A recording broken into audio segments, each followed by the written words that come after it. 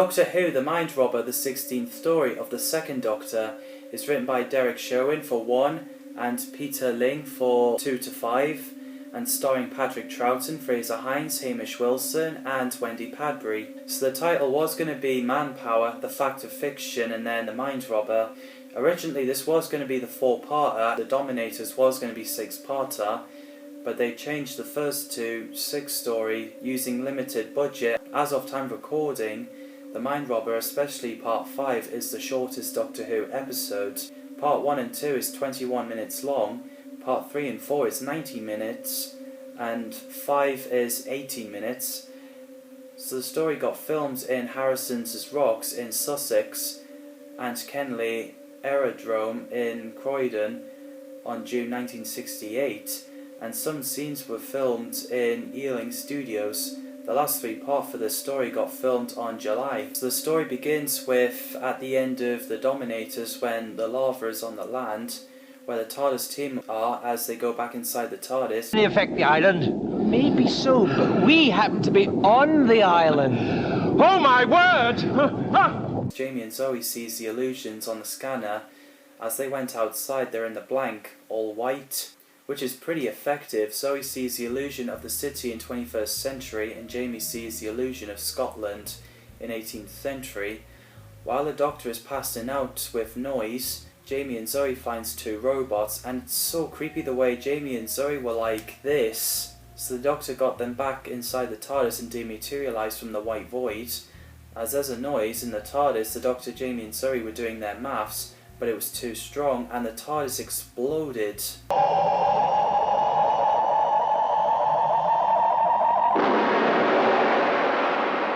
The effects is fantastic for its time and low budget. We see Jamie and Zoe clinging on the console in space into the smoke, and the Doctor sleeping in space. As the TARDIS team arrived in the maze, a place where nothing is impossible, Jamie gets shot and turns into a paper cutout, so the Doctor keeps hearing the sound of Jamie and Zoe calling for him. So the Doctor ended up meeting Gulliver. They couldn't tell each other where they are. He finds out about the Master, not the Master we know. There's another character called the Master. So after Gulliver disappeared off, the Doctor gets surrounded by kids doing riddles like, why did chickens cross the road to get to the other side? Also Pinch Me and Dictionary. So later the Doctor finds a paper cutout of Jamie. He realises the puzzle, which is interesting, where the safe and wishing well is. After he says Jamie is safe and well, Jamie's face disappeared.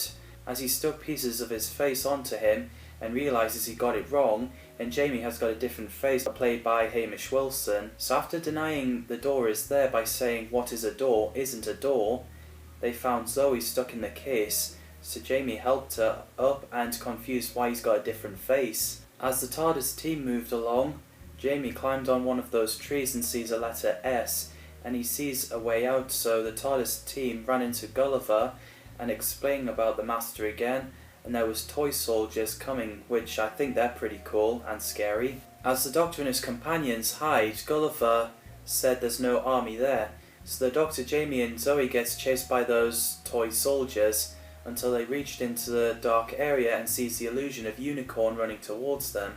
So the Doctor got Jamie and Zoe to say they don't believe in that unicorn and got turned into a paper cutout, and the Doctor suspected it's another test by the Master. As the Doctor, Jamie and Zoe heads down the cave, Jamie gets shot again. The Doctor and Zoe finally got Jamie's face right this time, so they use a thread to move along until they run out. So Jamie waited while the Doctor and Zoe reached at the end and heard a Minotaur, while Clockwork Toy Soldiers is moving towards Jamie. The Doctor and Zoe sees bits of lying around, and Gulliver finds them again, and the Doctor finds out who he is. I do love Patrick Troughton as the second Doctor, absolutely brilliant. What can I say that hasn't been said already? Fraser Hines is great as Jamie McCrimmon. Hamish Wilson did a great job as well. The reason why it happened because Fraser Hines was ill with chickenpox, so he was off for a week, and Hamish took over for mostly part 2 and half of part 3. Wendy Padbury played Zoe Harriet, who grew up in the space station in 21st century. She's a fantastic companion. She really kicks ass and looks great in the catsuit. One of my favourite TARDIS team. Bernard Horsfall played a fictional character, Lemuel Gulliver, the main character of the Gulliver's Travel, and he did an excellent job, just like Jack Black in Gulliver's Travel movie. M. Rhys Jones played Writer, the Master as we call him, Master of the Lands, the ruler of the land of fiction. Philip Ryan played Redcoat, who shot Jamie into a paper cutout twice, which caused him having a different face. Christopher Robbie played Carcass, a fictional comic book superhero. Christine Peary played Rapunzel, a fairy tale princess. John Greenwood played D'Artagnan, a swordsman from the Three Musketeers novel, and he also played Sir Lancelot, a knight in the service of King Arthur. David Cannon played Cyrano de Bergerac, a French swordsman and a writer. Jerry Wayne played Blackbeard, an English pirate. Sue Pulford played the Medusa, an ancient Greek who's one of the Gorgons, a woman with lots of snakes on her head instead of hair, who has the power to turn people into stone. We also have a Minotaur, a mythical creature that's half human, half bull. Those white robots patrolled in White Void are controlled by the Master, which I thought they're pretty cool. And I thought those clockwork soldiers are pretty cool as well. I wonder if they're the same species as those clockwork robots from The Girl in the Fireplace and Deep Breath. The cast did an excellent job. The effects and sets are well done for its time and low budget, like I said. The stock music by Anton Bruckner is outstanding. While Jamie's on the run, he climbs on the cliffs. He realises he's holding Rapunzel's hair, so Jamie goes inside the castle. Rapunzel has disappeared, and the inside didn't look like a princess's castle, so Jamie took a look at the tape on the machine about the Doctor and Zoe facing Medusa. It's so scary and effective when the Medusa came to life and about to attack the Doctor and Zoe by turning them into stone. While Jamie is reading the tape, the Doctor uses a mirror to turn the Medusa back into a statue. Meanwhile, Jamie accidentally set the alarm off. As he walks through a doorway, Gulliver arrived, so Jamie took cover while white robots walked past. The Doctor and Zoe meets a fictional superhero, Carcass, and we get a great iconic scene where Zoe takes on Carcass.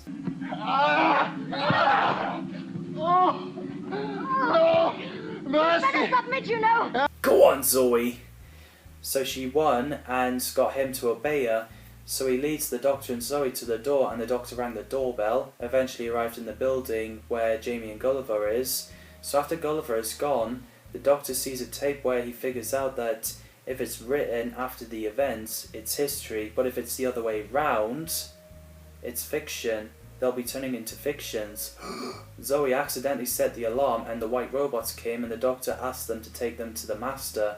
So they did, and it looks so cool with the futuristic room with a complex illuminated orb spinning in front of them. The Master explains he's the writer. While Jamie and Zoe exploring the library, the Master asked the Doctor to work with him, but he kept refusing. As Jamie and Zoe are surrounded by white robots and cornered in the giant book, we get a scary cliffhanger when the book closes on them. So the Doctor felt devastated and ran away from the white robots. He found Jamie and Zoe when he realises that Jamie kept saying the TARDIS broken up. He realises they're fictions. So the Doctor uses Rapunzel's hair to go down and writes on the typewriter. He realises he can't say his name because it would turn him into a fictional character. So he goes up and gets taken away and tied up onto the machine. Their minds to suit our purpose. Sausages! Man will just become like a string of sausages all the same. And I just love the bit where the Doctor and the Master were arguing as they're predicting their story with swordsmen fighting each other. The Doctor eventually got Zoe and Jamie out of the giant book. So Jamie and Zoe uses the controls to release the Doctor and the Master. The whole place gets destroyed, but you can't destroy the fictional characters. Writer turns out to be taken to a land of fiction as well. So in the end, everyone is back in their reality and the TARDIS rebuilds. Yes! I really love this story. It's one of my favourite Patrick Troughton stories. I was blown away by it. I really do love the idea of land of fiction, and I'd love to see more of it. It's also one of Patrick Troughton and Wendy Padbury's favourite Doctor Who stories, which I can definitely see why it is that good. Such an inspiring piece of story. What did you think of The Mind Robber? Let me know in the comments down below. Thanks people, as always, for watching, and see you in the next video.